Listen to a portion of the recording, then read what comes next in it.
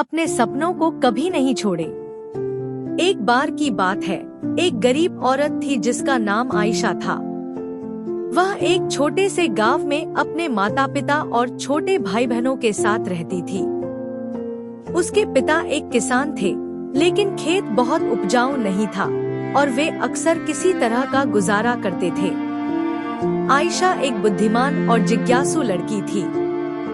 वह अपने आसपास की दुनिया के बारे में जानना पसंद करती थी।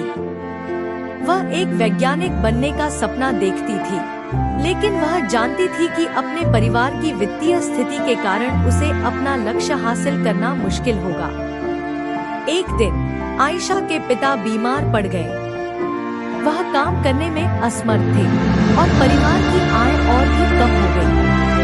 आयशा को अपने परिवार की मदद करने के लिए स्कूल छोड़ना पड़ा। आयशा ने अपने परिवार का समर्थन करने के लिए कड़ी मेहनत की। उसने घरों की सफाई और खेतों में काम करने जैसे अजीब-अजीब काम किए। उसने स्थानीय बाजार में सब्जियां बेचना भी शुरू किया। अपनी व्यस्त दिनचर्या के बावजूद आयशा ने वैज्ञानिक बनने के अपने सपने को कभी नहीं छोड़ा।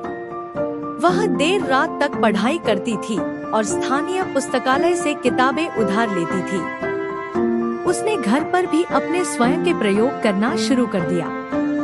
कई सालों की कड़ी मेहनत और दृढ़ संकल्प के बाद आयशा ने आखिरकार अपने सपने को हासिल कर लिया।